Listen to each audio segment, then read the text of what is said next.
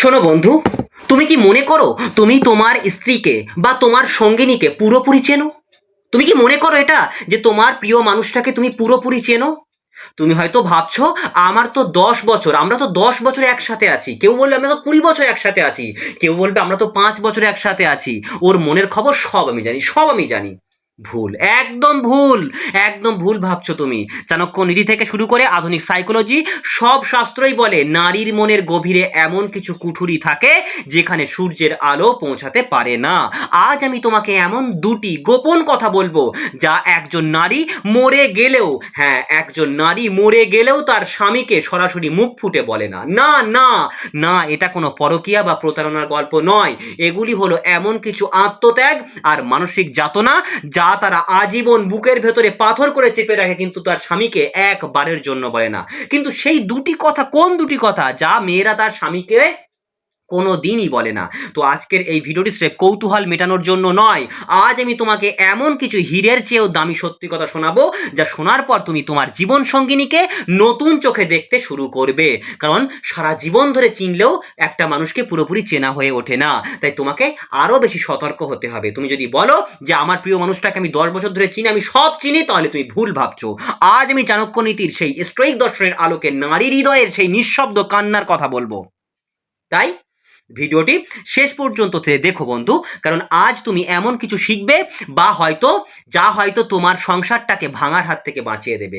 যদি তুমি মনে করো তোমার হৃদয়ে ভালোবাসা আর ধৈর্য আছে, তবেই এই ভিডিওর গভীরে ঢোকো। তো প্রথমে যে কথাটা কোনো নারী তার স্বামীকে বলে না, তা হলো তোমার অবহেলা তোমার মানে আমাকে প্রতিদিন ভেতরে ভেতরে মেরে ফেলছে। কি বললাম?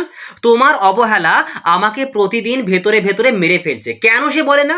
চাণক্য বলেছেন লজ্জা নারীর অলংকার, কিন্তু অনেক সময় এই লজ্জাই তাদের কাল হয়ে দাঁড়ায়। একজন নারী যখন দেখে তার স্বামী কাজের চাপে বা অন্য নেশায় তাকে গুরুত্ব দিচ্ছে না, সে তখন অভিমান করে চুপ হয়ে যায়। সে ভাবে আমি যদি মুখ ফুটে বলি আমাকে একটু সময় দাও, তবে ও হয়তো ভাববে আমি ওর কাজে বাধা দিচ্ছি।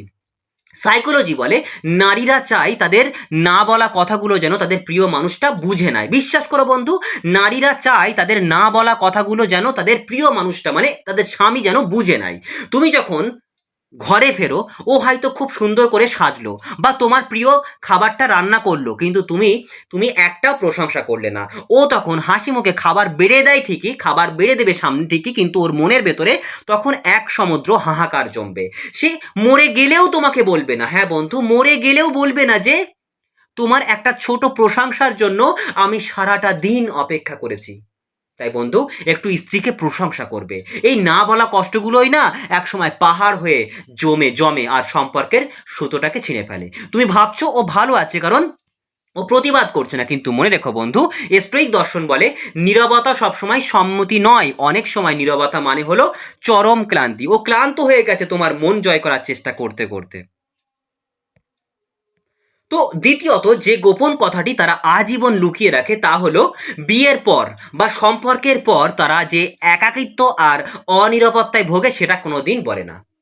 বিয়ের পর একটা মেয়ে নিজের চেনা জগৎ, বাবা মা ভাই বোন সব ছেড়ে তোমার কাছে আসে।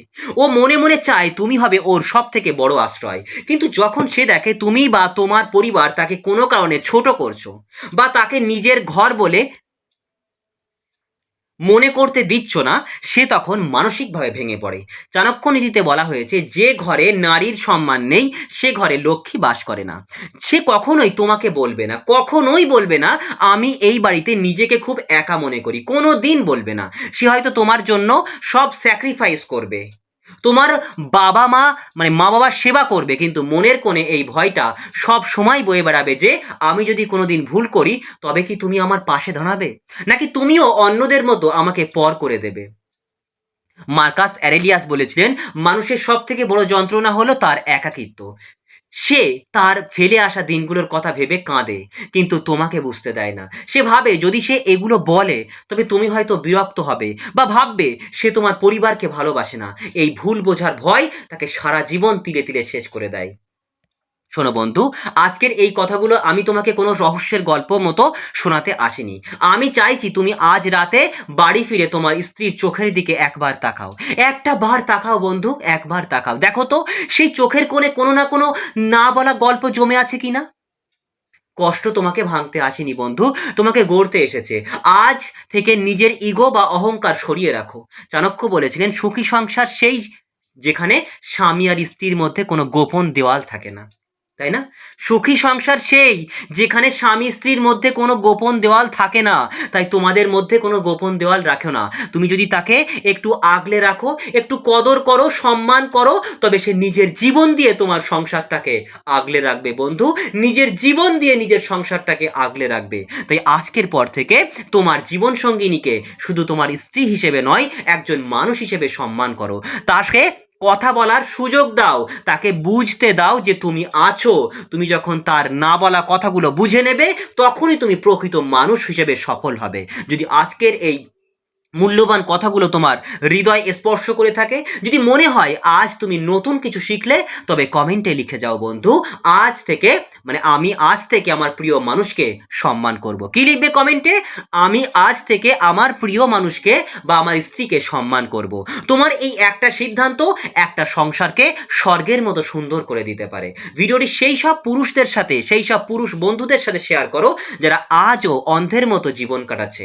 মনে রেখো বন্ধু, তুমি সেরা, তুমি অনন্য। ভালোবাসা মানে শুধু একসাথে থাকা নয়, ভালোবাসা মানে হলো না বলা কথাগুলো বুঝতে পারা। ভালো থেকো বন্ধু, নিজের ভালোবাসার মানুষের খেয়াল রেখো। জয় তোমারই হবে।